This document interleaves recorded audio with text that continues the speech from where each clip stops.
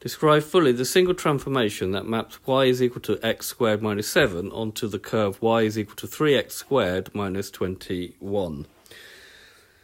Okay, if we let f of x be the original function, which is x squared minus 7, and then we note the following, that y is equal to 3x squared minus 21 is the same as y is equal to 3 times x squared minus 7. So we've got this being the same as this. So this now means that y is 3 times f of x. Now, when you put a number in front of a function, the single transformation of that is going to be a stretch parallel to the y-axis, stretch factor 3.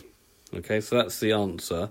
Now, with a bit of technology, you could draw a graph to show that, but you don't have to do that for an exam. That's the answer, but nice to actually have a look at it. So this is the original function y is equal to, the green one is the original function y is equal to f of x, y is equal to x squared minus 7.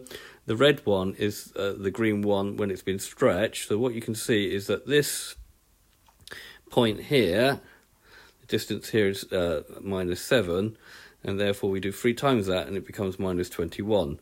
If we look here, this distance here becomes 3 times if you look closely at the graph. So basically what happens is it's stretch, and if you see it's stretch parallel to the y-axis, and what happens if this distance becomes 3 times the distance when you measure it onto the transformed function. Okay, so this has been a video to show you how to do a stretch in parallel to the y-axis. You have to mention the stretch factor, which in this case is 3. I hope you've understood, and I thank you very much for watching.